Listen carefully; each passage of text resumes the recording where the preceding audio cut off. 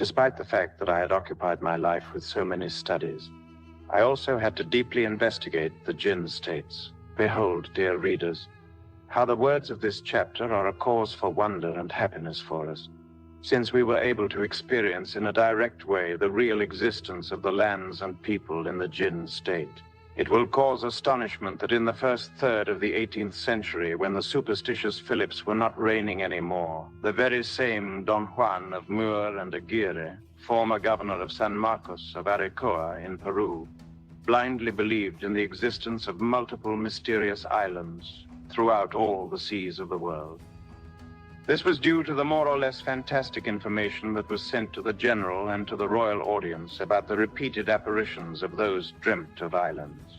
Such information did produce, says Vera, new feverish outbursts in all the spirit towards what is marvelous, and moved us to attempt the discovery of the Nontrabada island for the 4th time. The truth is that the Nontrabada, or uncovered, has not been seen by the mortals since the 18th century. The aggressive skepticism that has reigned in the world since the encyclopedia does not deserve anything but to make the veil of Maya more dull and dense to those kind of uncovered ethereal mysteries, or mysteries of the 4th dimension. The Nontrabada, or uncovered island, more generally known as St. Brendain's Island, says Benitez in his History of the Canary Islands, is one of those enchanted countries that has preoccupied the modern people as much as the golden fleece of the ancients. Certainly they had powerful reasons for this, because effectively from the islands of Palma, Gomera, and Hierro, they were used to seeing OSO from the first one, and the Ono from the last turn. Running in the direction N to S was a kind of mountainous land that, in accordance to the most generally admitted computation, would be 40 leagues of distance from the Palma. And that could have, we do not know how it was measured, about 87 leagues long by 28 leagues wide. And that could be at 28 and some minutes of a latitude north, because sometimes it was shown from the southwest of Tenerife.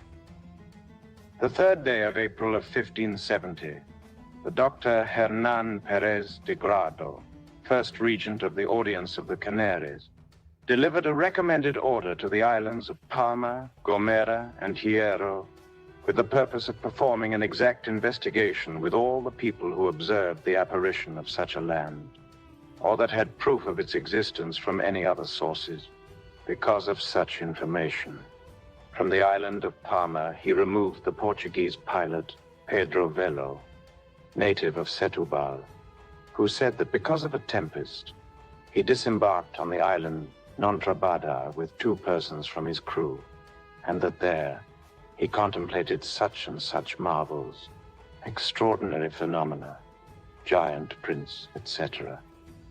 Then the sky became cloudy at dawn. The hurricane blew horizontally, and being afraid of losing the ship, he returned to board it very quickly. In the moment of setting sail, they lost sight of that land, and when the tempest ended, they tried to go back to it, but it was impossible for them to discover it from any point of view. Therefore, they were disappointed, especially for 2 men of the crew who were abandoned within the thickness of the jungle. This true Jinn story that is represented here for you, dear reader, is taken at face value from old chronicles. Ancient traditions, truly very respectable traditions, tell us that in the golden age of Lazio and of Liguria, the divine king Jano, or Saturn, Hyau, Bacchus, Jehovah, reigned over those holy people, all Aryan tribes, though from diverse epochs and origin.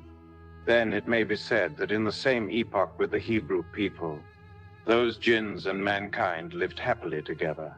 The jhana, yana, jnana, or gnosis is nothing but the science of Jano, meaning the science of initiatic knowledge, the science of invocation, or the seer. The variants of his name are so many that there is one in each language, such as Jan, Shan, or Khan, Dan, Zan, Dijan, Jain, Jian, Iowan, Quan, Swan, Thanos, Thoan, Chohan. All of them are equivalent to the most sublime conception of a planetary spirit, the regent of Saturn, a Nazada, a Kabir in the most complete sense of the word. The Jinn sciences are not an opinion for me, but an established truth. And if you want me to show this with my lived experience, listen with patience to the following narrative. 30 times had I seen the autumn leaves fall in my present reincarnation, when I had to work consciously and positively with the doctrine of the Jinns or of Jano. On one night of marvels, Itlantes, my priestess spouse, proposed to me a sublime invitation. I was resting with my relaxed body, face up, lying down position, on the nuptial bridal bed. I must affirm with a certain solemnity and for the good of the great cause that in those moments I was in a state of alert novelty, alert perception. I was dozing with attention and vigilance as a watchman in an epoch of war. Obviously, I was longing with infinite thirst for something extraordinary. After the well-known rigorous invocations, I felt as if another human being was lodged upon my relaxed body, exactly upon the sheets, blankets, or bedclothes that delicately protected me from the cold of the night. Unquestionably, that being was Litlantes. I recognized her because of her voice when, in a forceful way, she called me by my Christian name. Clearly, that adept lady, by means of the extra help of some Jinn people, had managed to place her physical body within the 4th dimension. "Come on," she told me. "Come on, come on." I, who with infinite longing always waited for this instant, promptly arose from my bed. It is obvious and evident that when I arose from the bed, being helped like this, I passed through the crossing gate of the speed of light. Then I stood beside my anchoritic bed of penitence, with my physical body fully submerged within the 4th dimension. Any sincere Gnostic could certainly perform the same, if in the initial moments of falling asleep he concentrates himself intensely in his particular individual divine mother nature. The following is a very special magical formula. I believe in God. I believe in my mother nature. I believe in white magic. My mother, take me with my body. Amen. This prayer must be prayed thousands of times in the instance when we want to sleep. Nonetheless, it is important not to forget a common saying that states, "Strike with thy rod while thou beg to thy God." When slightly to sleep, get up from your bed while begging, and then jump with the intention of floating in the surrounding environment. Have faith, even the size of a grain of mustard seed, and you might move mountains. If you do not achieve floating, go back into your bed again and repeat the experiment. Many are those who triumph immediately, and others persevere months and even entire years in order to attain their entrance into the Jinn paradises. After this small but important indicative type of divergence, let us continue with our story. I left my bedroom with a steady and decisive step. I passed through a small patio and directed my steps towards the street. Granting me the way with a lot of reverence, a certain group of elderly women respectfully bent before my insignificant person who has no value.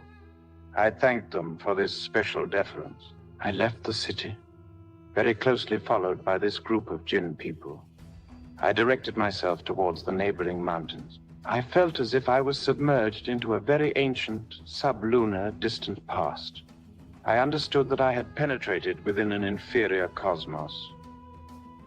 I was submitted to ordeals of courage, being forced to fly over profound precipices.